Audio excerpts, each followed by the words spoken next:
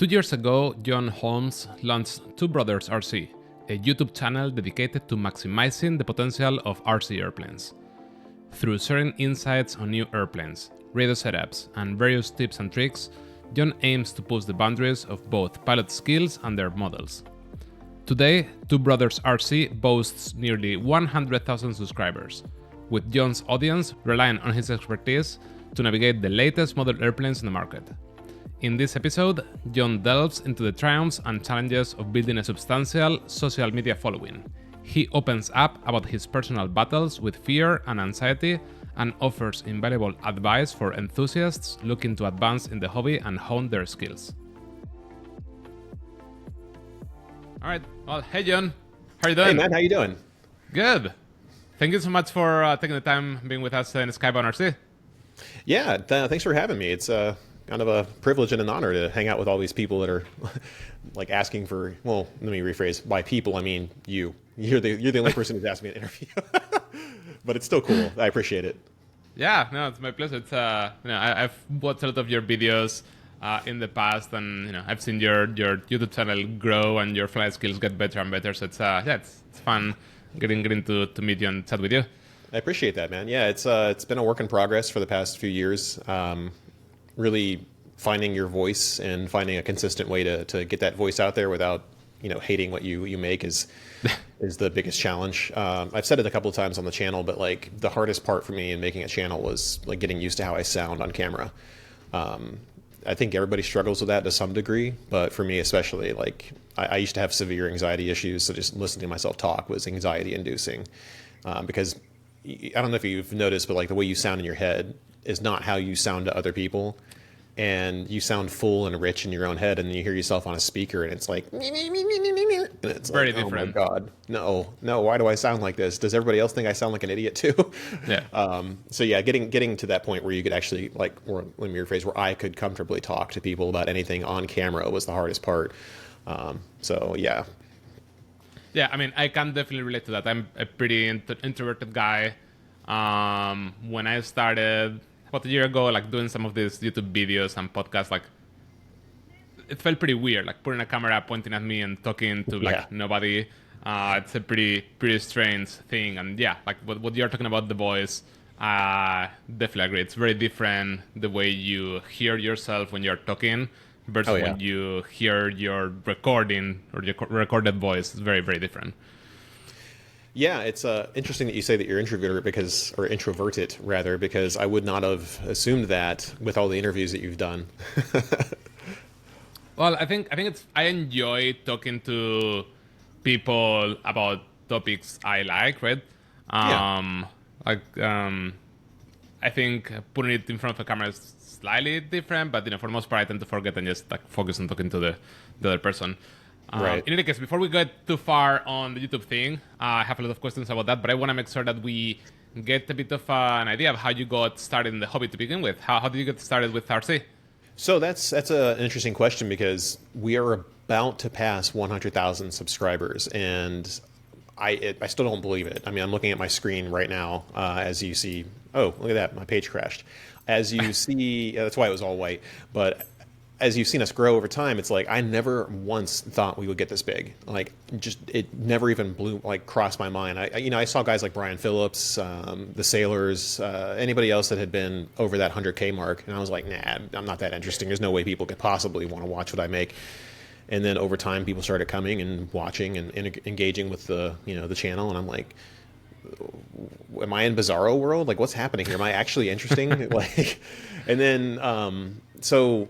How I got started was, and the reason why I mentioned this, 100,000 thing is because I do plan to make a special kind of going over the history of Two Brothers and where we've been and whatnot. And for those of you guys who wonder, the reason why it's called Two Brothers, and this does tie into what you asked me, is my brother-in-law Tony, who's also my best friend. He got me into model aviation back in 2006. Now, I'd always wanted to fly airplanes, and I did actually technically start when I was 3 years old. I have vivid memories of my mother giving me a gas plane in like 1987.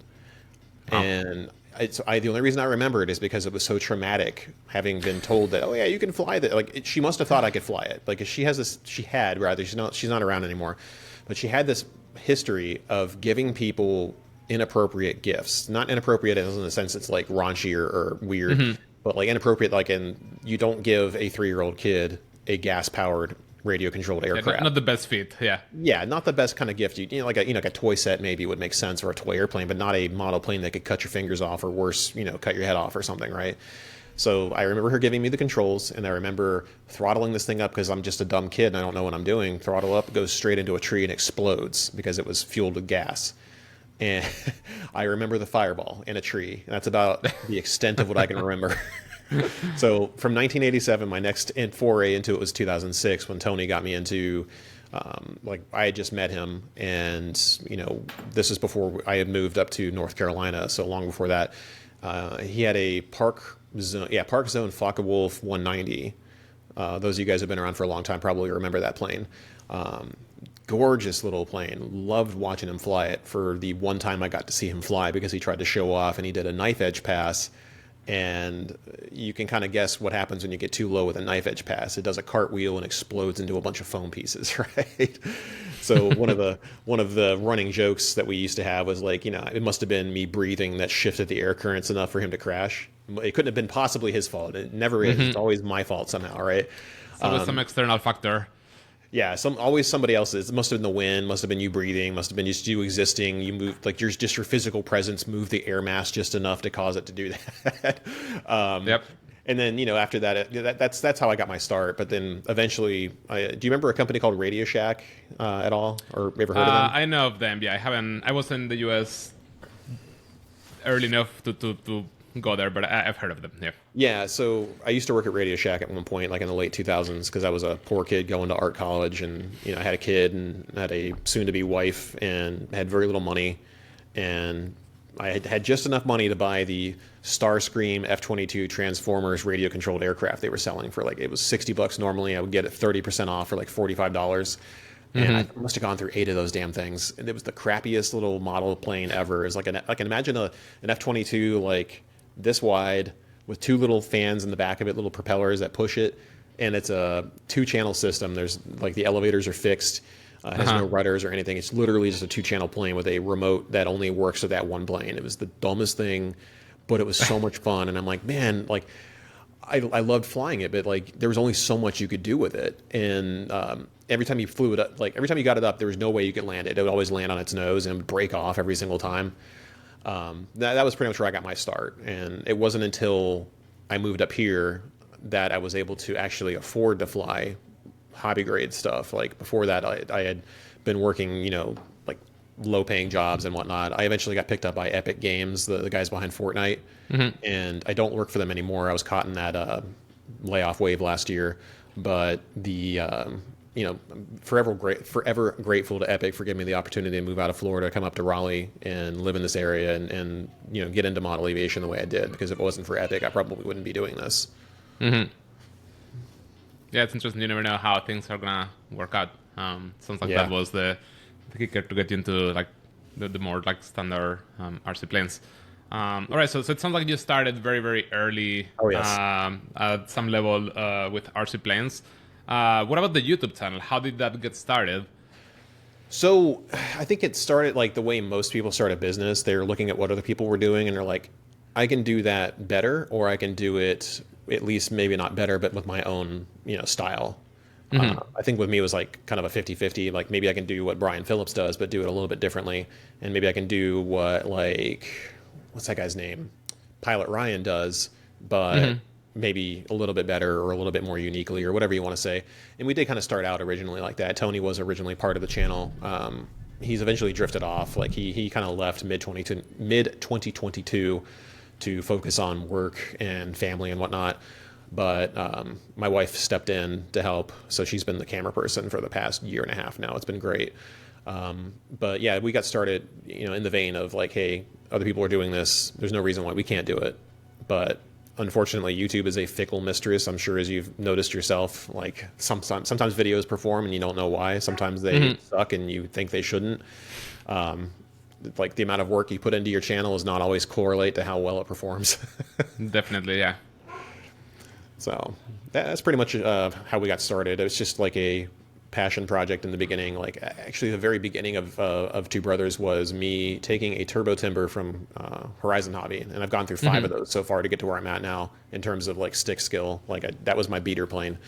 Went through 5 turbo timbers, but my last few, I used to strap a GoPro to the top of it and just fly around in big lazy circles in safe mode at like 400 feet. Obviously not higher than that. Nobody ever does that.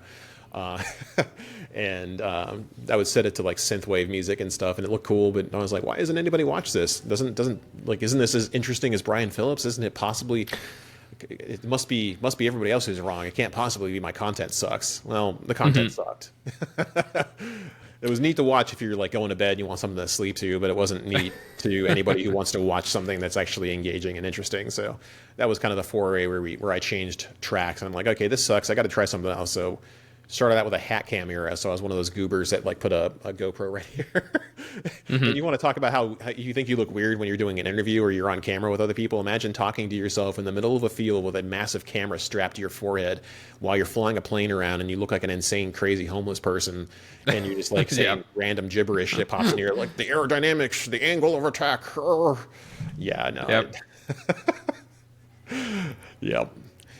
But yeah, getting into a dedicated camera made such a humongous difference in the channel too. Like going from a hat cam to somebody who can actually focus and track the subject matter makes such a humongous difference in people's engagement and interest in what you do. Was that when you started seeing a bit more traction on your videos, when you switched to having a dedicated camera person, a bit better quality video, or there was something else that you had to change to actually see that number of views were going up significantly? Yeah, when I decided to get out of a hat cam and we moved to Tony's iPhone Pro, iPhone 13 Pro, I think it was. Yeah, that's what it was. When we moved to his camera, it was better. We started seeing more views because I had a video up on YouTube a while back.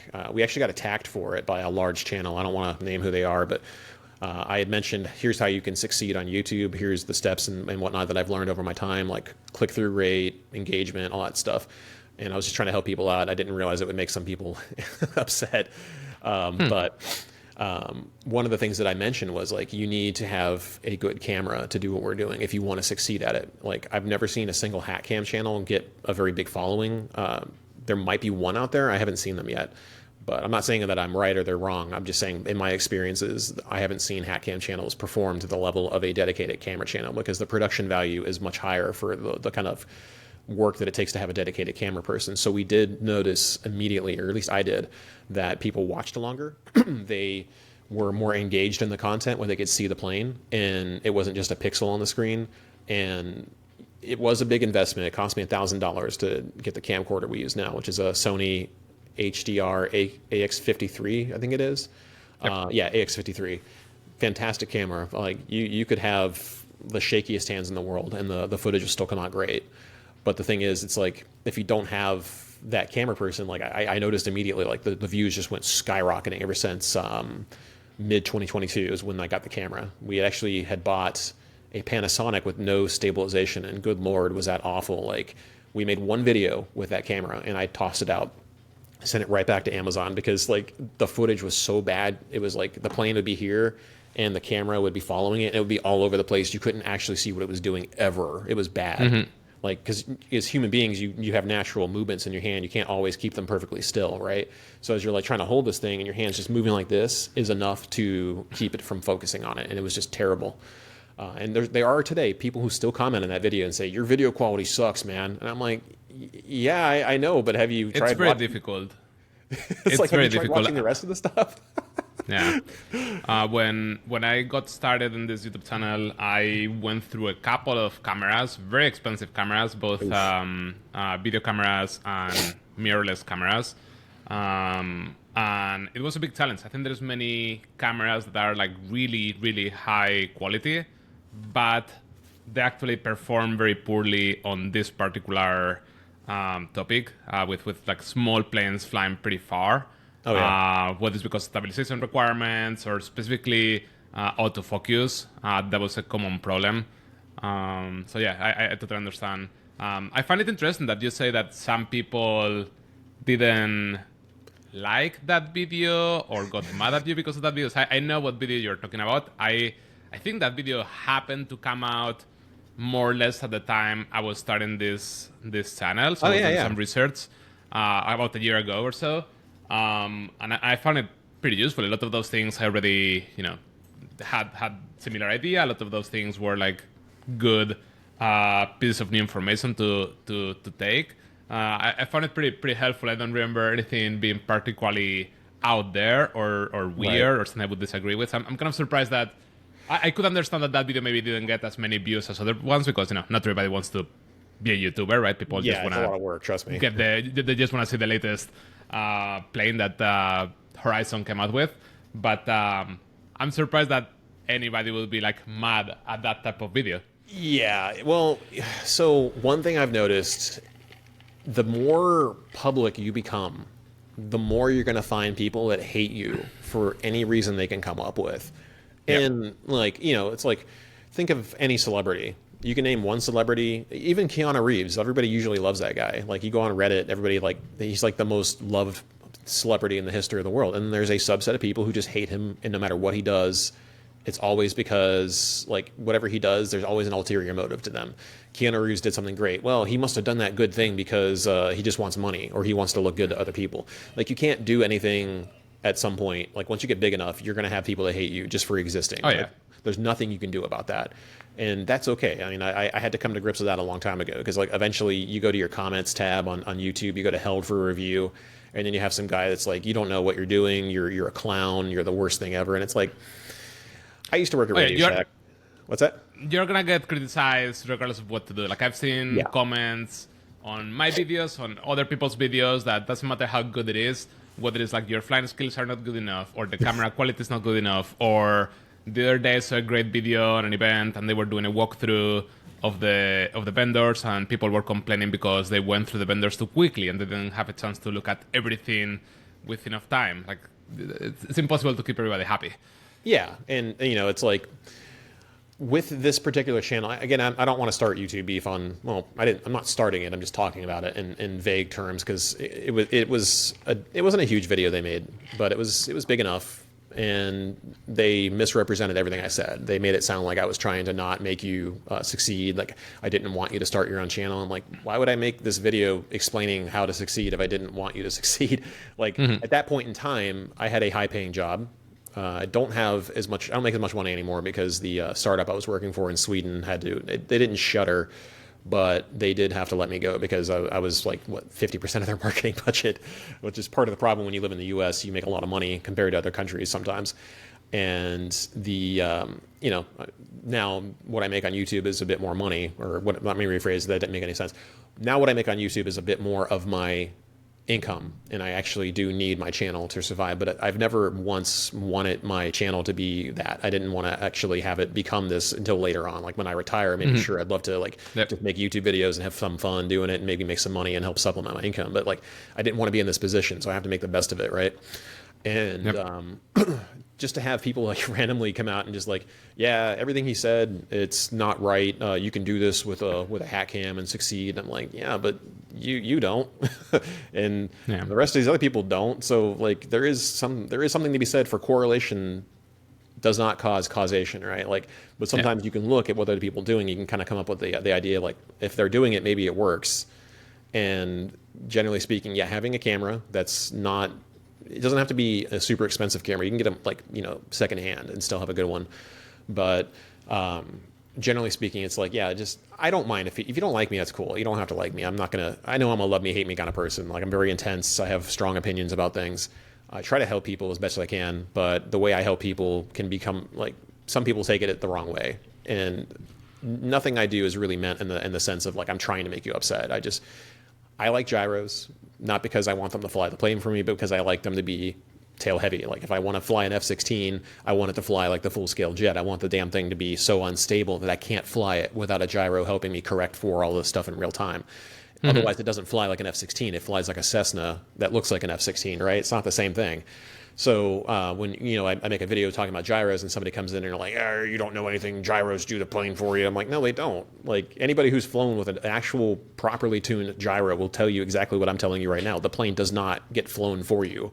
You have to fly it, even if it helps smooth out control inputs and in some cases make a plane that's tail heavy flyable. There's no skill gap there at all. If you can fly a plane that's nose heavy, you can fly one that's tail heavy as long as you've got a gyro helping augment it. But yeah, you get those people they'll hate you for that, and you get people that will hate you for using Expo, and you get people that will hate. It's like nothing you do in this hobby will make somebody happy. If you fly foam, somebody gets mad. If you fly wood, somebody tells you should be flying composite. If you if you fly Spectrum, you should be flying Radio Master. It's like I don't get it. It's very interesting. It's very interesting. I'm sure that it's the same with every hobby out there, with every topic you can think of out there. It's interesting to me in particular that we are basically flying toy airplanes. Yes. I'm surprised how many people take some of these things so seriously when at the end of the day we're just flying to airplanes for fun. And yeah, things like the gyro height is very interesting to me. I'm usually not somebody that uses gyros. My background is in like iMac and freestyle and that type of competition where you are actually not even allowed to use those gyros, even if you wanted to. So I traditionally haven't used, but last year I got started in turbine jets, and that's a very common thing to use, and especially for like thrust vector jets, it's almost required. Yeah. And I see the benefit. I still will not use it on any of my like propeller planes because I prefer the feel without it. But I understand the pros and cons.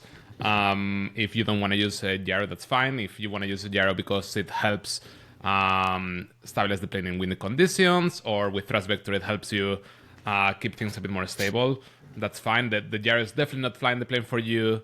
But in any case, I think it's very interesting when people not only have strong opinions about it, but also get mad at other people based on what they are doing. We're like, you don't need to use the gyro, you don't need to use Expo, just do whatever you want. But there's no need to get mad at the other person for doing it. Yeah, right. And I don't want to be one of those people that comes out and says when you get haters, it's because they're jealous of you. But I do have a data point that supports that point of view. I had a guy that I ended up hiding him from my channel a while back because and I'm sure you're familiar with that tool, right? When somebody leaves you a crappy comment, and you can tell if they're worth engaging with. A lot of the times they're not. Sometimes people just leave you the worst reprehensible comment you've ever seen. Like you'll have people that call you a racial slur, or they'll say some other atrocious thing, and it's just like there's no value in engaging with that. So you just hide them from the channel. They think that they can still comment on you, but it's always perpetually hidden unless you tell them, allow them to comment again. Every time this guy commented, he always had something nasty to say. It's like, you don't know what you're doing, you don't have any skill, blah, blah, blah, blah, blah. And I'm like, I'm pretty sure I have at least some skill. I mean, come on. I mean, I'm not the worst pilot in the world. I'm not the best, obviously. Nowhere near it. But, come on. You don't have to, knock off the hyperbole. You don't have to like me, but at least be realistic when you're complaining about something. And eventually, it was a year later, I'd forgotten about this guy. He comes into my Discord server.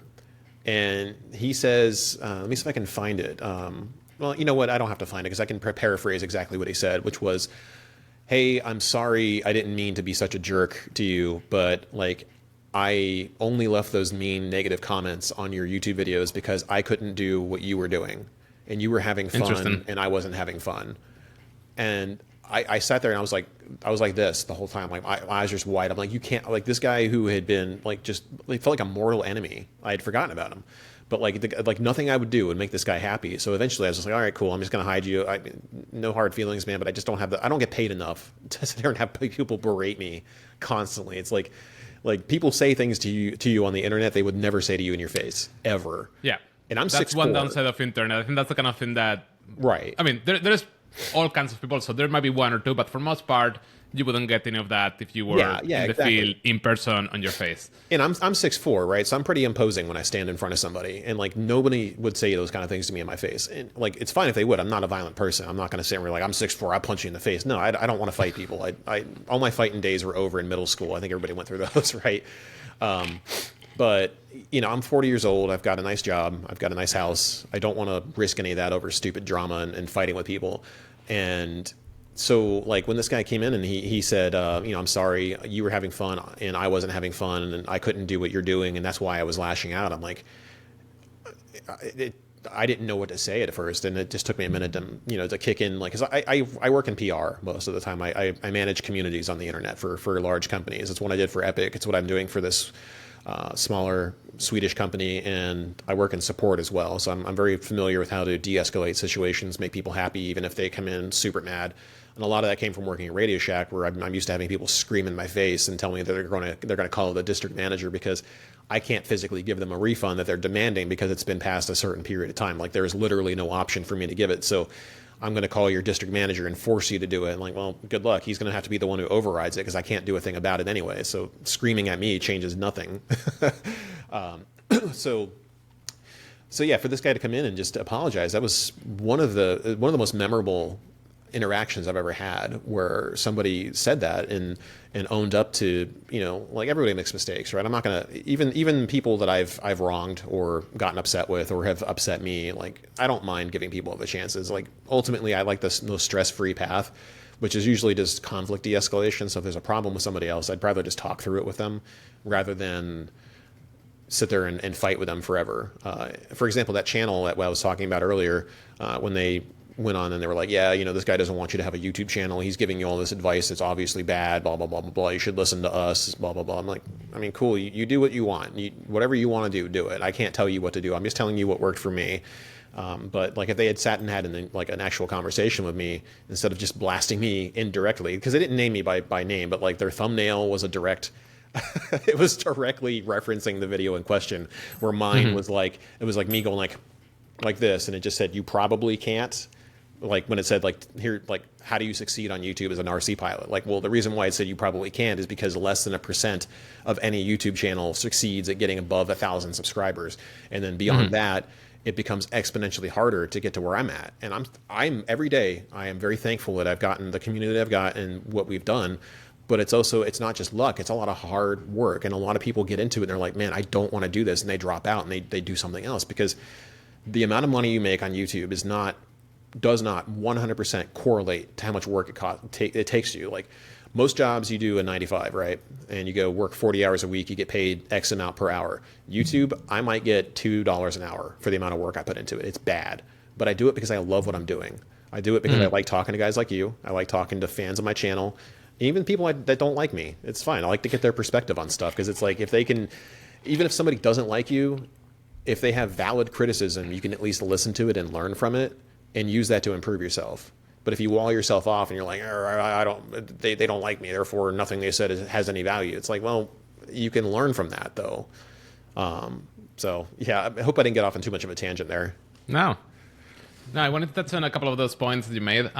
So first of all, it seems like clearly dealing with people, especially people that might not like your channel, like you, they are mad because they disagree with you, those type of things. When you become big enough, you have enough eyes on you, that happens, and coming to grips to that seems to be a clear challenge on somebody trying to do what you're doing. I'm curious, what are other of the main challenges you've kind of run into when growing your YouTube channel to where it is today?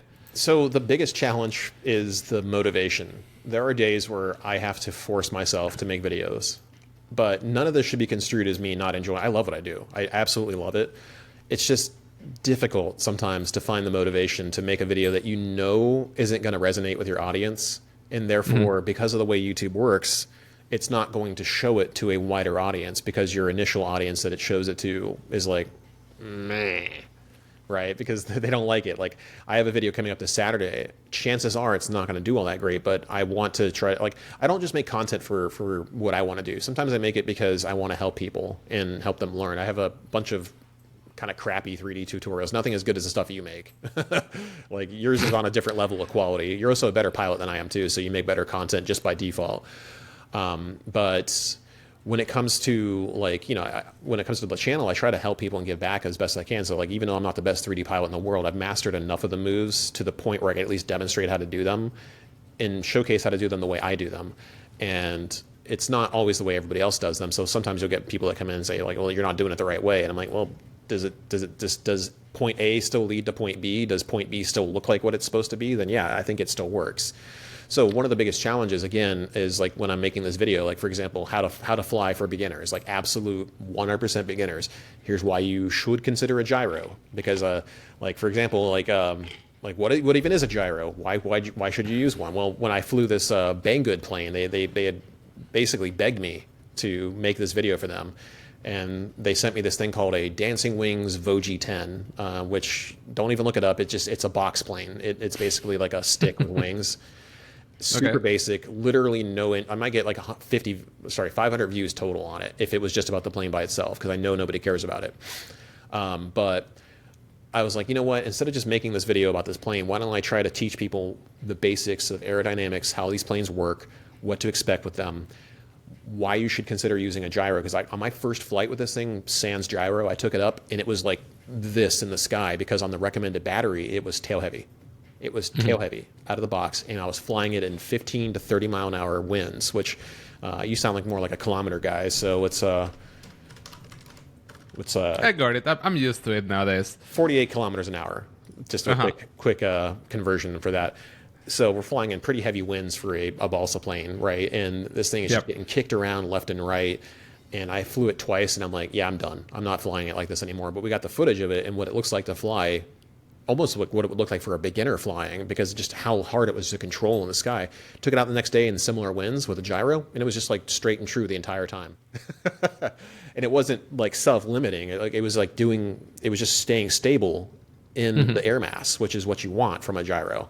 Unless you're like me and you want to make them fly like an F-16 or something. But pretty much like this video should go over like pitch, yaw, roll, stalls, just everything you can expect from a beginner plane, explaining the stuff in hopefully beginner terms. I'm hoping it'll perform well, but like, again, I'm going to go through a lot of work. I'm probably going to be up till 2, 3 in the morning editing this on Friday night. And then it'll be like the worst video I've posted in a long time. It'll get like 900 views or something. And then it'll be demoralizing. But every time you just have to force yourself to push through it, because at some point you build up enough of an audience that you feel like you owe it to them to be there and give them content, even if you don't want to do it. It's part of your job. It's part of your routine. Like when you put yourself out there in the world, like it's almost like honor demands it, right? You can't just like give up and just quit. Like you got to keep working. You got to pull yourself through it, even if it sucks sometimes. So this is not your full-time job at the moment. No. But you have gotten big enough that you're clearly getting enough of an income to be significant, right? Yeah. Like in my case, so small that I don't care about the money side in YouTube, because it's like so small that it's like meaningless at this moment. I imagine that in your case, it's big enough that it can make a difference in the way you think about the channel, right? I'm kind of curious how things have changed from when you were a pretty small channel with very low earnings to now, in terms of how you think of the type of content you want to make. Like you were just kind of touching on this, right? Right. But how much does that play a factor on the type of content that you feel like making versus the type of content that you end up making, because you know that this is going to perform better in terms of the cadence of the videos? Like, do you feel like now that each video has like a significant earnings attached to them, is shifting your approach and maybe even the enjoyment that you get out of it? So since we're talking about earnings, I don't mind talking about that. For a channel my size, you can reasonably expect to make about $1,500 to $2,000 a month, which is poor, like not good money. Like for the amount of work it takes, you add that up, I think the channel might be pulling like $24,000 a year currently, just in ad revenue alone. I mean, we're not talking about affiliate sales. That I can't talk about because that's all private info. But in terms of I don't care about talking about ad revenue. So like, there's days where I average $60 a day. There's days where I've gotten like $130 a day, but it's not common. So yeah, do I think about that when I'm making videos? Yeah, because who doesn't want to make more money? But I don't want to make more money at the expense of my audience, and I don't want to be one of those channels where I don't want to feel like I'm a shill. I don't want to promote airplanes that are obviously bad at what they were designed to do, which is one of the reasons why, like at the beginning of the year, right around the time that the X-Fly B1 came out on the channel, if you haven't watched that video yet, it was quite the storm of doo-doo. I've seen this. Yeah, I don't want to get into it too much, but basically the company that distributes that particular product here in the U.S. was not happy with that video. And there are times where it's like, look, I've burned bridges with companies like that one. Like I could have gotten a limited sponsorship agreement with them, but I didn't want to do it at the expense of saying what I truly think about something. And that's when I started realizing I had some guys on my Discord server say, why don't you just have like a bulleted list going over everything that you think is important about these planes, and then start having them like just objectively, do they meet these criteria or not? So for the past maybe 15 videos, I think, if that's correct off the top of my head, when I do review, bless you by the way, when I do review videos, I don't let my personal feelings interfere as much as I can. Somebody might interfere, or not interfere, but interject and say, well, on the Super Timber video, you said that the wheels aren't bouncy, but they are. I'm like, well, yeah, I covered that. I said they're bouncy if you try to wheel land it, but most people don't wheel land bush planes because bush planes are meant to be three-pointed. So if it bounced like crazy in a three-point configuration, I'd be like, yeah, sure, I'd have to knock it for bouncing, but it doesn't, so therefore I can't. And at that point in time, I wasn't doing like a half-point system. I didn't want to do like 24 and a half. I still don't want to do that because I just think it sounds sloppy. So either it meets the criteria for what it was designed to do, or it doesn't. If it doesn't, then I knock a point off. That doesn't mean that it's bad. That doesn't mean that it's not good or whatever, but like this is the system that I use to hold myself and to hold manufacturers accountable. So I have like every plane has its own set of criteria that I review them on, and it's not just one overarching point. Like I had one guy come up in a comment, he's like, you dinged the Super Timber, or you dinged the F-16 from the 64 millimeter from FMS for having this, but you didn't do that for the Super Timber. I'm like, yeah, because the Super Timber is a bush plane and the F-16 is a 64 millimeter fighter jet. They have two different criteria that they have to match. One of them is more about scale, looks, and appearance. The other one is about bush plane stuff. Bush plane stuff that has nothing to do with F-16s. Now, that's how I've kept myself honest. Like I have like every class of like, how many jets do you fly? Do you fly jets often? I fly them from the time. I mainly have a big like J10 thrust vector. Okay. So 3D jets is what you do? Mostly. I have, I've done like some like little reviews of like EBFs. Like right now I have in the garage like a FMS Integral, fish jet. an FMS Viper, those little ones. But I don't really get much enjoyment out of that. I get bored fairly quickly.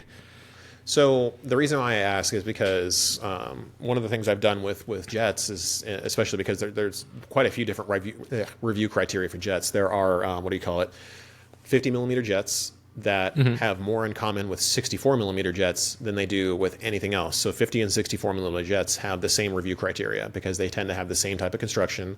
They tend to have similar power to weight ratios. They tend to have similar landing gear, as in you almost never find a 64 millimeter jet that has retractable landing gears. You almost never find that. They almost always have plastic servos, so there's a lot of commonalities in between them, which give them their own review criteria. 70 millimeter jets are like a slight step up from that, so they tend to have retracts. They tend to have metal geared servos. They usually tend to have foam hinges, which I don't like, but I understand why they do it, because it's not only just weight, but also like complexity in size. Like there's only so many places you can put things when something's a certain size.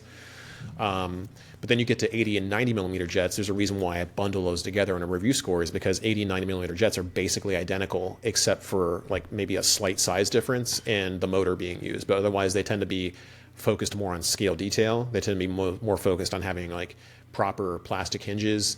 They tend to have really decent servos for the size. They'll have full flying stabilators. In the case of like an F-16 or an F-22, like the entire elevator surface moves, which is why they call it a stabilator. It's not just a stabilizer, and it's not just an elevator. It's a stabilator, kind of like how we, portmanteau almost everything in model aviation or regular aviation, right? So like that's why these different airplanes have like scores, because they have commonalities. If I was to judge a 50 millimeter jet by 90 millimeter standards, it would fail almost every single criteria, because a 50 millimeter jet doesn't have retracts, it doesn't have metal servos, it doesn't have plastic hinges. So it would be, instead of it being judged for what it is, it would be judged against something that's way more expensive. And then I would start looking like I'm a shill because then I'd be like, yeah, this little 50 millimeter jet, this thing's doo-doo. It's trash. It doesn't have anything good about it. It's all just garbage. There's no reason you should get it. You should just get the Freewing 90 instead. It's obviously better because it's bigger. Yeah, you need to rate things within its category, right? Like yeah, right. Like you have to see what it type is. Of plane, type of flying it's meant to do, price point. Right. And basically, bush planes have a similar thing. Like the smaller bush planes up to like even the 1.7, they all fly pretty similar. Like, yeah, bigger does fly better, but it's not such a humongous better that they... Like, I'm thinking off the top of my head, maybe I do have a different scoring system for them, but like that has been what has tried to keep me honest as best I can. Like, I don't want to... Like, obviously, I'm sponsored by Horizon, and when I say sponsored, I mean they send me aircraft, and I talk about them, and I show them before most other people get them. But that doesn't mean that Horizon tells me what to say, and that doesn't mean that they have any real influence over my content. If I was to just go over and trash Horizon constantly, then yes, they would drop me. They would be stupid not to. Like, why would you want to send products to somebody that's going to say, yeah, everything about this plane is trash. You should just get this other one instead. That's not the point of what they're doing. Like, obviously they're sending this up to me because they want me to say good things about it. But I'm going to say, like, let's be honest. If you've flown anything from Horizon, they fly pretty well for what they are. Like, are they trying to be the lightest plane out there? No. Are they trying to be the most amazing thing in the world? Most of the time, sometimes, yeah. Most of the time, no. They're just trying to be something that flies well and most people can afford and not have to spend all day putting together. So, like, when you get like that, the RJ Gritter Super Decathlon, that thing had so many innovations put into it to make it super easy to build at the field. Is it the most scale accurate Super Decathlon ever made? No. Is it a little heavy for its size? Yeah. But does it fly poorly? Absolutely not. How many times did I grab that thing out of midair in a hover? The fact that I could torque roll it and grab it out of the sky should be enough to say that if I can do that, then you should be able to do almost any scale maneuver you want to do with it.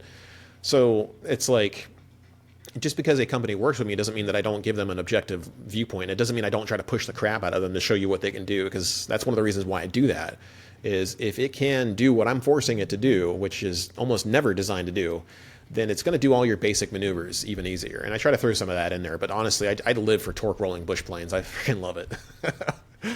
Yeah, and speaking of that, I think one thing I like about the couple of videos I've seen of you flying is that you tend to push the planes quite a bit, whether it's like an EDF and doing high alpha down the runway, or Super Decathlon and doing like hovers in front of you and picking it up with your hands.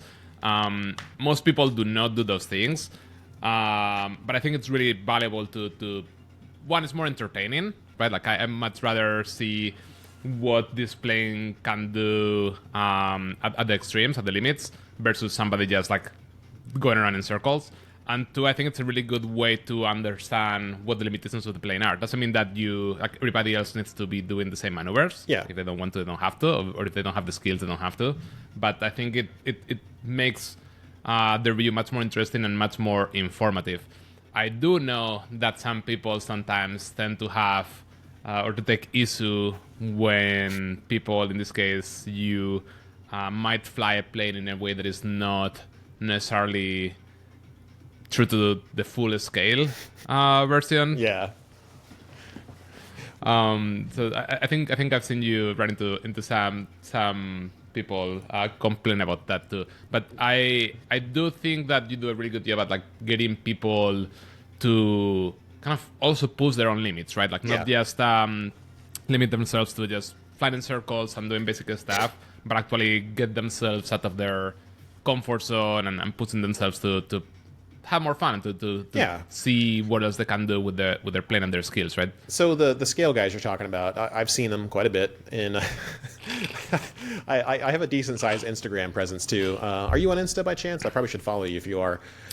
I have an Instagram. I don't post anything there. Too lazy. So for whatever reason, I got lucky enough in Insta to have 255,000 followers. I have way more on Insta than I do on YouTube. That doesn't mean you make money on Insta, hardly. Trust me. But there are people who will go on Insta when I'm hovering like an EC-1500, which itself is not a scale airplane. It is literally, like, the reason why it says EC-1500 is it's E-Flight Cargo 1.5 meters. That's what that terminology means, right? It's not a C-27, even though when I make YouTube shorts, I'll call it C-27 because it looks enough like one. Maybe I can fool somebody into watching it a little bit. But I love hovering that plane. It is one of the dumbest planes Horizon's ever made because it's just so much fun to fly. Like you can make it do almost anything. It is it a true 3D plane? No, it's not going to float forever.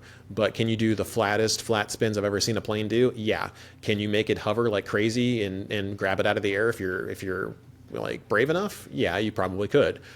But there are guys. I had one guy, like I was hovering the EC-1500 over a lake, and then I plopped it down onto the water, and it just goes sploosh, and there's water flying everywhere. It looks super cool.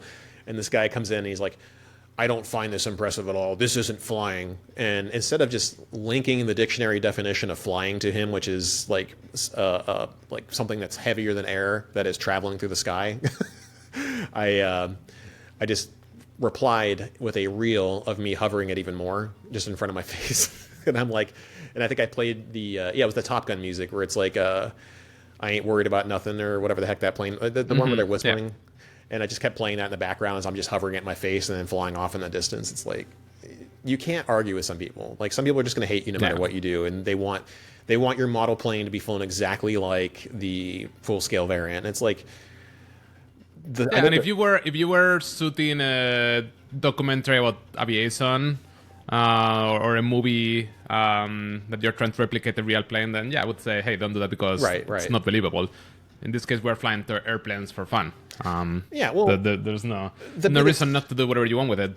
Well, the biggest argument against the whole it has to be flown in scale thing is that a scale airplane is made out of metal most of the time. Sometimes they're made out of wood, but 99 out of 100 times they're made out of metal. When you're flying on a 737, you're flying on a plane made out of titanium, aluminum, steel, blah, blah, blah. You're not flying in a foam aircraft. And a foam aircraft at this scale does behave similar to the full-scale counterpart, but it is, at its very essence, a model aircraft. It weighs a fraction of what the full-scale aircraft does. The thrust-to-weight ratio is insane on a model aircraft. If you had the same level of thrust-to-weight on a model 737, like the one I've got upstairs, it would probably take 1,000 feet plus to even begin to be able to rotate. There would be no way for it to get up in the air. It would take you... It wouldn't be fun. You would pull up and it would probably stall. You wouldn't have the ability to fly it. Like you can fly it more scale if you want to, if that's what you want to do. But like, I don't understand why people feel the need to berate others for how they want to fly. If you don't want to fly like that, don't fly like that. Nobody's making you do it. But if you go out and intentionally, it's like, oh no, I went out and I watched this thing. Now I'm mad. I chose to watch this content. Now I'm upset. It's your fault. Like you literally watched. You chose to watch something that you knew would make you mad.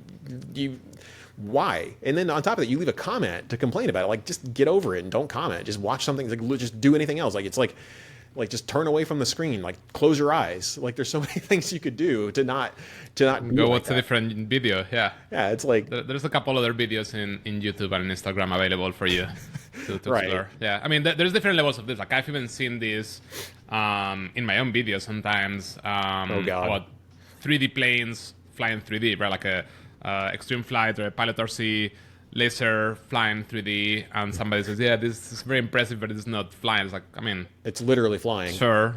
Yeah. It's literally flying. Like, it's not flying. Like, who determined that you're the arbiter of what is and is not a flying? Like some of these people have like a very inflated opinion of themselves. I think it's fine. You can think and say whatever you want. Like, we live in the internet, and you can never stop people from making a clown of themselves if they want to, myself included.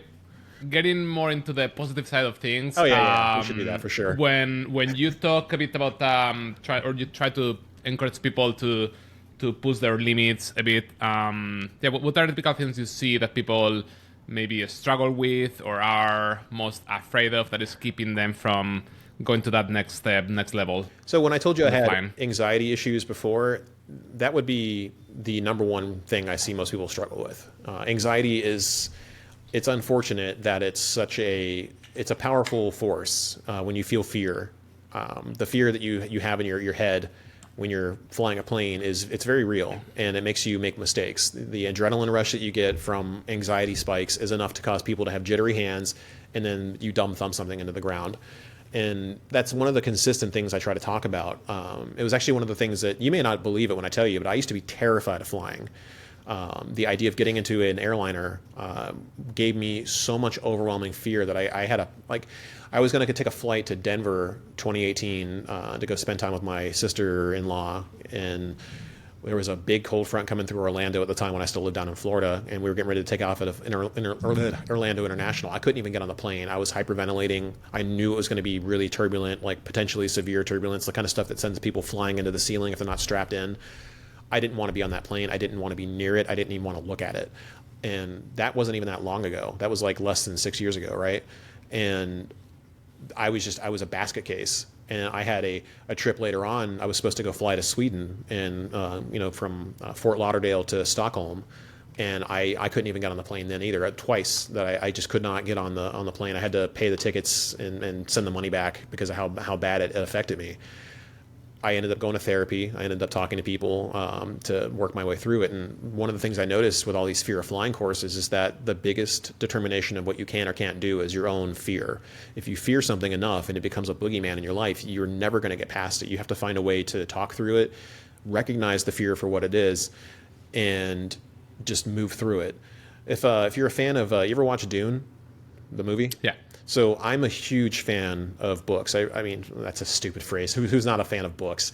Okay, let me rephrase. I'm a fan of Dune. I love the Frank Herbert novels, even the Brian Herbert novels that some people trash because they're like, it's new Dune. It's not as good as the original. It's like, whatever. Brian Herbert is a literary masterpiece. Like everything he is, let me rephrase, Frank Herbert. I said Brian. Brian's work is good too, but Frank's work is amazing. And the litany against fear that the Bene Gesserit sisterhood talks about, where it's like, I must not fear. Fear is the mind killer. Fear is the little death that brings total obliteration. That is very true. If you allow your fear to control you, you cannot do anything. You're paralyzed. And that's what happens in every horror movie. When somebody's scared, they just like shut down and then the monster gets them, right? And the only way to get through your fear and to improve yourself as both a pilot and in some cases as a person, in my case especially, I became a much better person when I stopped letting anxiety control me, because I used to snap at people. I used to be a little bit quick to, or not even a little, very quick to anger. When anxiety is bubbling behind you and you're tightly wound all the time, even the smallest things can make you upset. The only way to get through that is to constantly expose yourself to what makes you afraid. And eventually you train your brain, because your brain has a fear center. It's called the amygdala. If you train the amygdala to no longer recognize what is causing you to be afraid as a trigger of that fear, you push through it, and then you can do things that never bother you anymore. Things that used to terrify you won't terrify you. I could step on an airliner right now. I don't care. Hell, my profile picture is a photo of me flying in the back seat with Zach from Tail Heavy Productions in a Citabria that he rented. And I got my little pilot's, headset on, and I'm like smiling at the camera. And I'm like, that was only a few months after me having, not even like maybe a year after I used to have panic attacks of getting on a plane. I'm flying on a small plane, which is way more susceptible to turbulence than a big one is. And I'm smiling. I'm having a good time. And, forever, that's awesome. Forever thankful to Zach for giving me that opportunity to go up and actually experience flight in a way that I'd always wanted to, which was in general aviation. So like really my in a positive way to talking about this, like if you want to be better as a pilot, you want to get better at what you want to do, you have to find a way to get through that fear. Because if you let that fear control you, you're always going to make mistakes. You're always going to jitter, and then you're going to overthink what you're doing. What's that phrase that Maverick used in Top Gun Maverick? It's just like, don't think, just do. Just do. Like you can do this, kid. Don't think, do. And it's one of the things I always tell people in my videos. Like, if I can do this, I say that because I used to be an anxiety-prone mess, like just a very, very, very anxious person. If I can do this stuff, anybody can do it. It's practice and patience and the willingness to fail. You have to be willing to fail. You're never going to be perfect. Nobody's ever perfect. I'm sure you make mistakes. I certainly do. Even Jay Stucia makes mistakes. There's nobody that's perfect in this world. Every routine is going to have a flaw in it somewhere if you look close enough. Everything you do is going to be a mistake at some point. But if you keep practicing and you keep working at it, you get better. And the better you get, the more fun you have. Yep, agreed. I think the other thing that maybe I see often is either probably motivated by fear, but it's the lack of willingness to try, right? To get into that discomfort. zone where you don't feel like you are in full control. And it takes time, right? Like when you're learning a new skill, doesn't matter if it's like a new maneuver with your plane or anything else in life. The first couple of times you do it, it's difficult, it's uncomfortable, it's unnatural, and you need to put repetitions, you need to put the work to get better until it becomes easier up to the point where it's like almost second nature, right? Yeah, and that's, I mean, even the fear of flying, like if you were afraid of flying like I was, like not even flying so much, like if you put me in the cockpit, I probably would have been fine. And that was probably one of the reasons why I didn't mind being in the Citabria as much, because I'm like, I have the pilot's controls in front of me. If I wanted to fly the plane, I could have. But when you're in a tube surrounded by other people, and because of 9/11, you can't even talk to the pilots anymore. You can't even see them. They're behind an armored door, right? You have no idea what's going on unless you're an aviation buff. You hear all these weird sounds on the plane, and this stuff just happens, and you don't know why. And then like you start getting into real rough air, and stuff starts getting real. Like hell, I remember I was a basket case on my trip to Denver 2020, like right before COVID hit. Like we took off out of Orlando, and we got into this big old thunderstorm, and I had Ativan, which is what the heck is that stuff? It's an anti-anxiety drug. It made me feel kind of drunk, which was kind of cool. I was like, yeah, dude. But man, I got in that plane. That stuff did not work. I'll tell you that right now. Like I'm gripping the seats. It was like moderate to severe turbulence the entire time we got through this cloud bank, because it was a big old cold front coming through. You know how they tell you when you're on a plane that you shouldn't be afraid unless the flight attendants are? Yeah, it was one of those flights where the flight attendants were freaked out too, because they were trying to. Not great. Like people were like being impatient, and they were trying to call the flight attendants to get food and drinks and stuff, and the plane is like violently shaking up and down like this, and I'm gripping the seats, and they keep going ding, ding, ding, and it got to the point where the flight attendants were getting pissed off, and they're like we can't get up, and every time they try to talk, they would get cut off because the plane would just drop like 50 feet at a time. Like, like people are like, oh, I hit an air pocket, it's 5,000 feet we drop. It's like 50 feet you might drop at most. It feels like 5,000 feet, but it's not, because you're going like 600 miles an hour. So yeah, it's like if I can get on that plane and I can fly over to Denver and then fly back home, if I can do these 3D maneuvers and I can fly jets and make them do stupid stuff, there's no reason why anybody else can't, other than either an unwillingness to want to do it, which I can understand. Flying is not for everybody. Or because they've let fear control them. And if you let fear control you, you're forever going to be a subordinate to it. You're never going to be able to master your own destiny, both in your personal and piloting life. It's also, I mean, the elephant in the room too. It's easy for me to say some of this stuff because I've got a lot of these planes sent to me in a demo, and I hold on to them. I make videos later. Like I try to do year-round follow-ups. Like, here's what's changed in the last year. Here's what I've learned about it. Blah blah blah blah blah. It's easier to say that when you get this stuff sent to you, but at the same time, it's like I treat what I do very seriously. I don't want to be one of those channels that constantly crashes, which is funny because you would look at my top rated videos and it's like RC plane crashes 2022, 2023. Hell, 2023 is the most crashed year I've had so far. It was like we went through so much I had to make 2 crash reels for that year. But like that's what happens when you push your own limits. Like you're going to make mistakes, but then you understand where you need to improve, and then as a content creator, you get content people like to watch because nobody wants to see you succeed. They want to see you fail.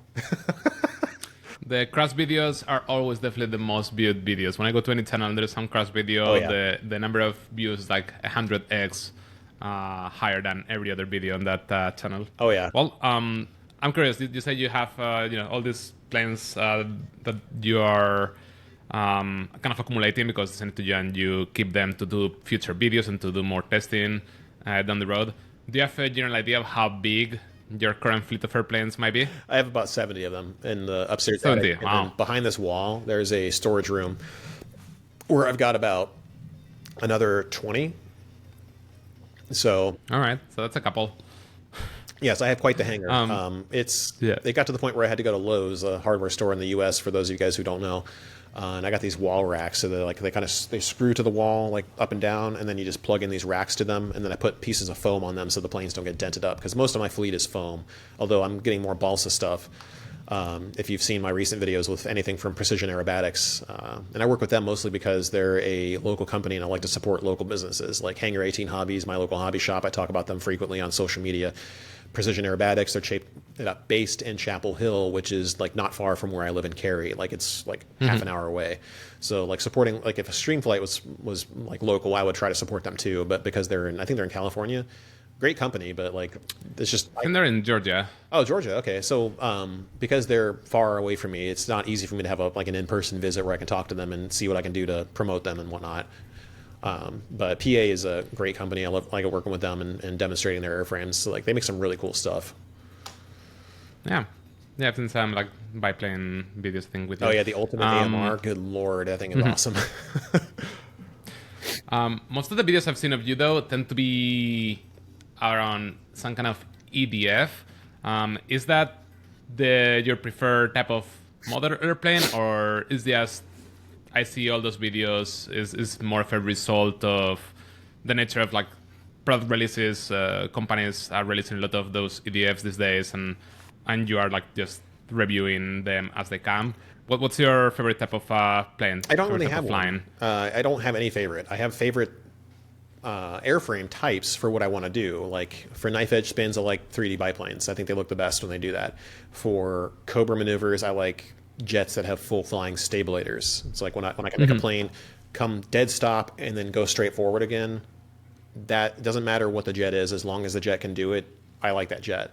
I have so many different airframes I can fly. I've never gotten to a case where like this is my favorite, because they all fly differently. They all have different things that they're good at. They have different things that they're bad at. For example, the F-22 is one of my favorite jets because it does so many things so well. But one of the things that it doesn't do well is upright high alpha. A lot of people don't know this. You can make it do high alpha. You get the angle of attack to about right here and it's fine. You get to about right here and it will slide, depart left or right as it slows down. And if you're low to the ground, you're going to crash. I don't like it for that because I don't like crashing. I've done that before. One of the first crash reels was the F-22 crashing because of that. The throws and the CG that I have, it like almost saved it, but it flew right into it. It literally did a Cobra into a tree and it stopped and flopped into a water. But there are different airframes that are better for different things. So I tend to like every plane, try to appreciate it for what it is. That's one of the reasons why I try not to bash airplanes, because like they're all good at certain things, and like there are design limitations for certain planes that they'll never be able to do some things you want them to do. Like you're never going to get an F3A plane to fly like a 3D plane. You can get them to do some of the 3D maneuvers. Like I've made the FMS Explorer F3A hover. I've made it torque roll. I've made it do flat spins. Hell, I've made it reverse hover. Like I put a 4-cell pack into it, reversed the motor in the air, and made it literally just spin around upside down. Wow. Which is fun. Like if you've never reverse hovered a plane, it is some of the most fun you'll ever. It's the goofiest thing to watch. Like the RV7 from E-flite, you put the right motor in that and the right prop, it will sit there and hover upside down in the same spot and just spin like a top. But yeah, like I know it's a boring answer. Like I like all the planes for different things. I've never had a true favorite. It just so is the reason then why most of the videos, or a big percentage of the videos, are EDFs? Is that because those are the planes that are being released the most these days? I do like jets more often for the kind of flying that I like to do, because my background is in ace combat. I grew up playing ace combat. I played the first one, the second one, third, fourth, fifth. Only barely played the sixth and just finished the seventh not long ago. And ace combat games I love, and I love them so much that I've, like, when I get some jets, I've actually made them with ace combat libraries, like the F-22 from Freewing, the 90 millimeter is in Mobius 1 scheme from Ace Combat 4 Shattered Skies. The Su-27 from FMS, the twin 70 millimeter, I rebuilt that plane from crashing it, making it tail heavy, and gave it the Universal Peace Enforcement Organization library from Ace Combat 3, which took a lot of work, but it was so worth it in the end. And then the plane, of course, still crashed because it was so tail heavy. Even a gyro almost couldn't save it. But yeah, I do tend to gravitate more towards jets. The latest jet that I posted was the 64 millimeter F-16 from FMS, and it completely blows my mind. Like, if you've never flown a 64 millimeter F-16, it does not fly like one. Most 64 millimeter F-16s, you have to do extensive mod work to them to make them fly like a bigger jet, where they're faster and they roll better and they have more pitch authority, because the smaller they are, usually the worse they fly. That's generally a given. And a 64 millimeter jet tends to be nose heavier by default, so therefore it doesn't fly like a fighter jet most of the time, and it tends to be underpowered for what it is. This is anything but. You can make it neutral to tail heavy out of the box without having to do any mod work to it, which is amazing. Even, like, you ever seen the F-16s that have the little elevator tips rather than the full flying stabs? Yeah. It has that because of the size. They probably, one of these days they'll figure out how to. Hard to make the. Yeah, they'll figure it out one of these days how to miniaturize that, but for the time being, they haven't done it. But even with those little elevator tips, good Lord, does that thing fly like a fighter jet the way mine's set up. Like there is a point where I took the wheels off, I started hand throwing it, and I could have it turn within a 10-foot radius. Like it just, and the butt slides around like a jet. I live for that. I love that so much. I even had it doing like inverted Harrier passes just in figure eights in front of the camera toward the end of the video. It's like, you shouldn't be able to do that with a 64 because normally they're not that stable and they're definitely not that aggressive on the center of gravity. The closest one I could ever get to is the Rafale 64 from FMS, and even that one took a lot. I had to get a new airframe, like a new fuselage, and I had to glue the canards down to get it to fly correct. Because the neutral canard, I hope I'm not boring you to death with aerodynamics there, no. But the neutral canard position on the Rafale 64 causes the plane to pitch up the slower it gets. So the slower it gets, the more it does this until it just does that, and then you'd be full throttle and it'll just hover to a crash. But if you point the canards down, it'll never do that. And if you have a gyro set up on it to compensate for that tail heaviness of it, it flies very much like a fighter jet should, especially when you take the wheels off.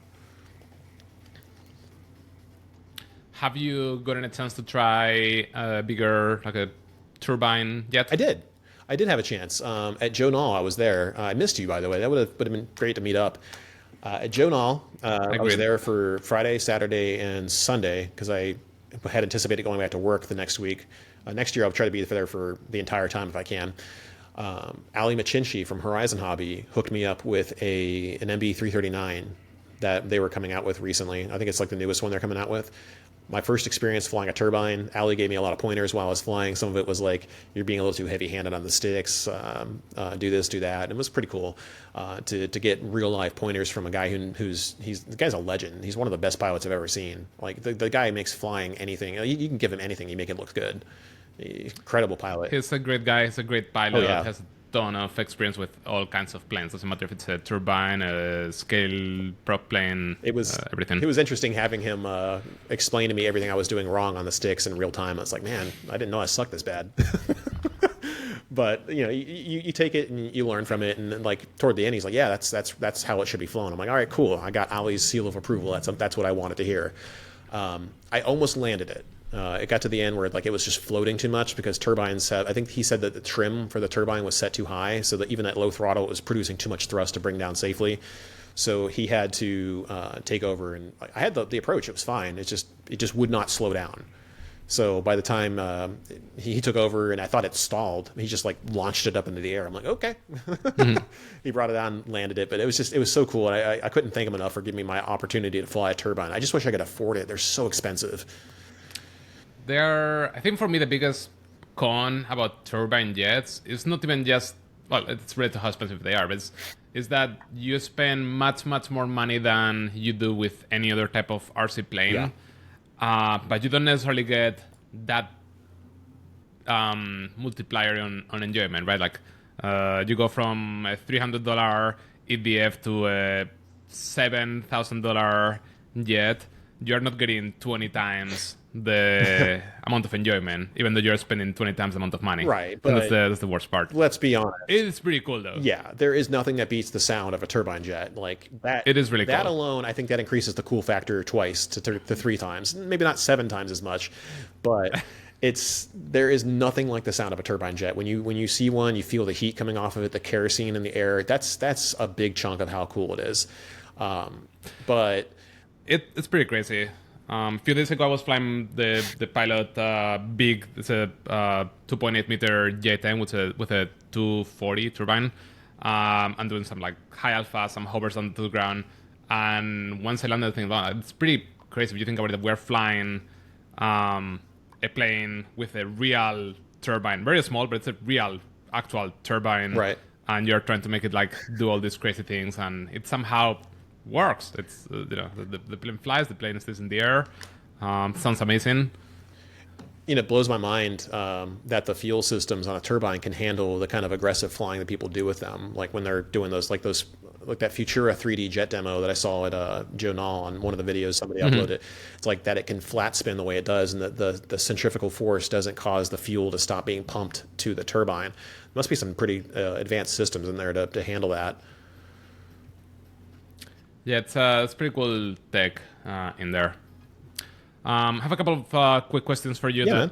I know it might be tricky because you said that you like all of the planes. I tend to, yeah. And each plane is good at a different thing. But I'm gonna put you on the spot anyways. Okay. If you have to choose, like, I was gonna ask you for your favorite EDF. I can give you like 2 or 3 if you have like different styles. If you have to, you go to a desert island where everything else is covered, but you need to bring a couple of planes. What do you bring? What do I bring with me? Definitely would bring. Well, first of all, why do I bring model aircraft to a desert island? Wouldn't I bring food? Everything else is figured out. Okay, so I got food and water and all that. Okay, cool. So and shelter too, right? Okay, Yes. so all the cool stuff or the important stuff is taken care of. Okay, so I just need toys to play with. You just have limitations on number of planes. Okay. So you have to pick like 1 or 2. All right, so if I had to pick 2 aircraft to bring with me, it would probably be the Eurofighter 90mm from Freewing, and it would be the F-22 90mm from Freewing. Both of those are just impeccably well-designed jets that can do just about damn near anything you tell them to do. Except they're not flex jets. You're not going to be doing rolling Harrier passes with them, but they fly very much like the full-scale counterparts when correctly set up, again, with a gyro, because you cannot fly a 90mm Eurofighter or an F-22 without a gyro. That's not scale. If you want to talk about scale aficionados, you need a gyro in a modern fighter jet for it to be an actual scale jet. If you don't, none of them fly with they're all fly by wire, right? You tell the jet what to do, and the jet determines how to do that. That's actually pretty similar to how mine are set up. So yeah, I would bring those 2. What about prop planes? Prop planes. I'd have to have a bush plane. The tail heavy guys got me into bush flying a long time ago, like when I first started watching them. And the what would I bring? Definitely would have to be a timber. I love timbers, man. Like the timber evolution, when that thing is set up right, it is not just a bush plane. It's not the lightest bush plane in the world, but the fact that it does the stuff that I make it do, knife edge spins, crankshafts, flat spins, torque rolls, regular hovers, just the craziest high angle knife edges you can get out of a prop plane, aside from like an extreme flight or a PA plane or something. It's nothing short of one of the most fun planes I've ever had a chance to fly. The Timber Evos definitely would be one of the ones I bring. As far as another 3D plane, it would probably have to be that Ultimate AMR from PA. Man, I love that thing so much. There is nothing like the growl of a propeller on a wood plane when you make that thing tumble, and it just goes as you're it's so good, man. It's just so good. I love it. I also saw you having a lot of fun with what's the name, the Flex Twin Otter. I think I saw a video of you like just a couple days ago. Yeah. That one looked pretty fun too, with the double with the differential thrust. Yeah, that's an entire I bypassed the Aura board, took it out, and set it up with AS3X. The Aura system I've heard is some of the best you can get, but me personally, I like having full total control over my stuff at the field. I don't want to have to bring my laptop with me to make adjustments. So I use forward programming, and oftentimes I'll trick the receivers into doing what I want them to do, or I'll fudge them until I make them do what I want them to do. Mine, I would challenge anybody to tell me it flies that much different from the official Flex setup, except mine has, I have the entire wing will pop up when I pull the elevator to stabilize it in a Harrier pass sometimes, or to get it to fall as I'm putting it into a Harrier, so it doesn't just float up there. It'll just come down like this, and then I can turn off that mix, and it just stays and floats around on the ground. Actually, I do love that thing. I think it flies. There is very few other planes that fly like it, but if I had limited space, that would not be the plane that I brought with me to a desert island because it's so damn big. I mean, that thing takes up my entire trunk. Yeah, it's a big boy. Any type of plane you wish some company made that you cannot find right now? Oh God, there are so. I'm going to die on this hill. I am going to die on this hill, but I will shout about it forever. I'm tired of F-16s. I love them. I love F-16s, but I'm tired of them. I want something that's different. Could we, and it's going to sound dumb because I just said I'm tired of F-16s. Can we get an F-16 XL, the Delta Wing version, where it's like there's no stabilators. It's just one giant cranked arrow. I want prototype jets. I want the F-15 active, the F-15 with the F-18 canards on it and the thrust vectoring. Do you have any idea how much fun that would be in model aviation to have an F-15 that could backflip like an Su-37? But yeah, an Su-37 would be amazing too, like a canard-equipped Sukhoi that you could just throw around. Like everybody makes the J-10, yeah, cool, Death Dorito, flying triangle. But why can't we have a Sukhoi that was designed to fly like that? That doesn't have to be like a another Death Dorito. Like everybody does Delta Wings. Delta Wings are cool. I like the Death Doritos. I do. Don't get me wrong. Like my Eurofighter is amazing. I'm getting ready to buy the Freewing Mirage, which is yet another triangle, right? And I flew that thing on Motion's channel not too long ago, and I crashed it because I was doing inverted high alpha, like a couple of feet off the ground with it, with no gyro, which it would have been even better if it had had a gyro in it. Trust me, it would have been way more stable with the CG it was using. But like, I want prototype jets. I want the F-23, which would have been the F-22 if they had gone with it. I want to see like the F-16 AFT, the one that had the canards under the intake and the thrust vectoring system. Like, I want to see jets that are like what if. Like, yeah, we have all these. We already have all these jets. Like, why can't we have ones that are like, what if we had gone with these instead? What if we had went with the Su-37 instead of the Su-35? What if we had gone with the F-15 active instead of the F-15E? Like, all these cool jets that in model aviation form, because they have all these cool bells and whistles. Like, thrust vectoring on an F-15 would be just the stupidest thing to watch. Just watching it like go backflip over itself and just like tight circles, you know.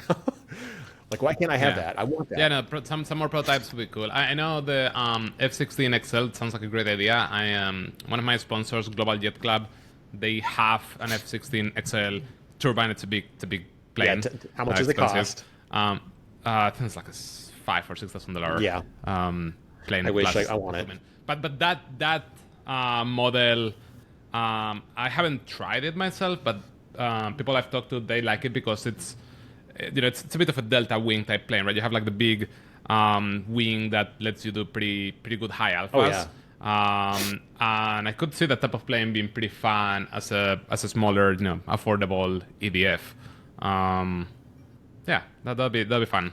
Yeah, hopefully somebody that will come up with something like that. My favorite planes are definitely the more affordable ones because you can showcase what they can do for other people who want to get into the hobby, and they don't have to balk at the price. Because I've looked up that F-16 XL from Global Jets, and if I remember, you're right, $5,000 to $6,000. And that's not even including the turbine. And I think that may not even be including the landing gear. I think a lot of these bigger jets, you have to buy the gear too. So it's like with these smaller ones, you get everything in one package. You always get the EDF with it too, unless you buy the ARF. Does it fly as good as the big stuff? No. But does it fly acceptably well? And can you just fly on a calmer day and get a pretty damn similar experience? Yeah. And does that make the world of aviation more open to everybody else? Yeah. Very different planes. It's definitely nice how, like, I personally don't fly them a lot, but I really like how there's so many options nowadays for people that are on a budget or people that are going to start it and they don't want to spend a fortune just to get into the hobby, right? Whether it's EDFs that fly, again, they're not going to fly like a $10,000 plane, right, yeah. But they fly pretty damn well. Or even with prop planes, right? Whether it's like little Timbers or little 60-inch electric planes that are like ready to go. It's pretty cool that at least when I was starting RC, you had to spend more money and much more time building to get a plane that didn't fly anywhere close as well as these planes do. Yeah, that was another thing that I wanted to cover too. I love that people like to build, but it's just not for me. I like to fly. I want to fly. I don't you never see anybody complain that you're the guy flying a Cessna over your house just now going overhead. He's not a real pilot because he didn't build his Cessna with his bare hands out of a kit that he had bought from the internet. It's like, can't you just be happy that people are flying? Can't you just be happy that the hobby is expanding? It's like, it's not a private club. Like, everybody should have the opportunity to do this and do it in a way they want to do it. If you want to build. If you want to fly. Yeah, I feel similarly. Like, I'm much more of a pilot than a builder. Yeah. I do understand that some people are probably a bit bothered because I think these days it's much harder to find kits or things like that to let you build your own plane, right? Like, unless you're doing something completely from scratch. Right. I think it has gotten harder to find. Like, you don't have companies selling you balsa kits that you put together. So probably some people are pretty sad or annoyed about that. But yeah, I think overall the fact that right now it's much more accessible, much easier to go from the hobby shop or online store to the flying field. I mean, I think it's just making more people get into the hobby. yeah, that's what it should always be about, right? The ultimate goal, I think, in my opinion, should be getting more people into aviation, because it's already hard enough to get into as it is.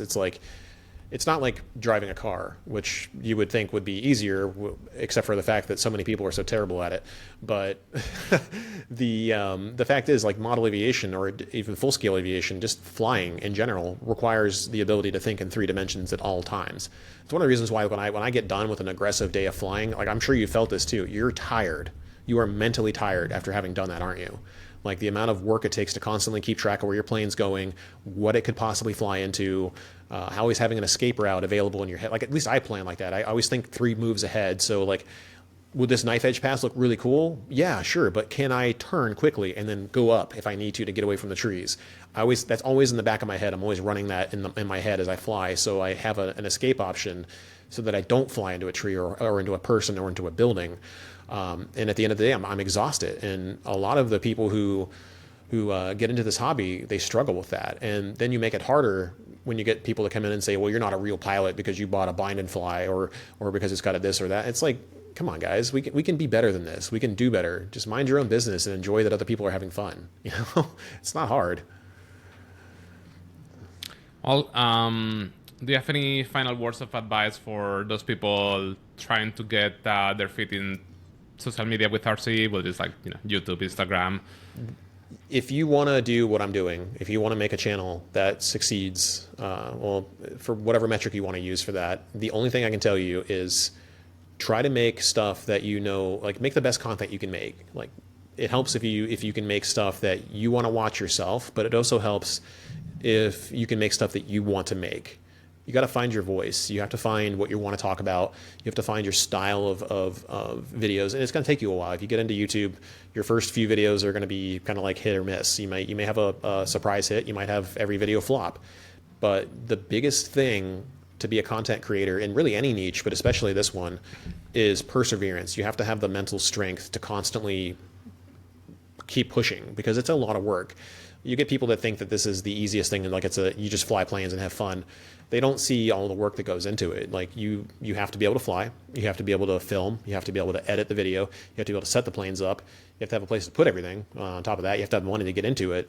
There's a lot of different factors that go into this, and there's also the constant battle with YouTube, because YouTube, for whatever reason, maybe it knows more than we do, it thinks quite often that most videos aren't that interesting to a wider audience. So you're always going to struggle unless you make exceptional content that resonates with more than just your core audience, that you eventually, because it builds up as time goes on, more people want to watch you, your channel gets bigger. Like, you started not too long ago and yours has been growing pretty good too, but like everybody starts small and they get bigger and bigger and bigger. You're not just overnight the way I am. Like, my channel had 2,000 subscribers back in early 2022, and now we have, as I am talking, 98,753. And it's pretty crazy. Yeah, it's crazy. I've grown it's a big jump. Almost 50,000 a year in 2 years. It's insane to me. But over time, if you make content that people think is cool and worth watching, and you can find out if they do or not by looking at your analytics in your YouTube studio, and by talking to people and getting an idea of what they want to see, you will grow too. Everybody will. Never let anyone try to talk you out of doing this. It's some of the most fun that you're ever going to have. As somebody that I do this now professionally, I guess I would say, because I make money off of it. It's really the only criteria to be a professional at anything is that you make money, right? I do this professionally, and I love what I do. And if I didn't love it, I wouldn't do it. The money is not enough for me to justify doing this. I do it because of you guys, the guys that are watching right now, and the people who are part of my Discord community and part of my YouTube community. I do it because I like talking to you guys. I like to fly, and flying's been part of my blood since I was a kid. I've always wanted to fly. I mean, hell, if I had the ability to fly myself, I wouldn't be doing this. I'd just be flying in the air. Like, I would be probably a GA pilot, or better yet, I'd just have my own set of wings and go flapping around having fun, man. But like, we weren't gifted with that ability, so you gotta find it where you can, right? Yeah. Well, what's the best way for people to find you, get in touch with you? If you want to talk with me, can't imagine why you would. No, but if you want to talk with me, I'm always on my Discord server. It's bit.ly/tbrc Discord. You have to type it in correctly, so all caps tbrcd, lower caps Discord. You can put it in chat or something if you want. I'll put the links on the description of the video. I try not to be aloof, so I actually do. When people talk to me, I do talk to them. I don't want to be one of those content creators that like gates myself behind paid advertisements and stuff. I like to talk to people. If that isn't obvious, I talk way too much, if anything.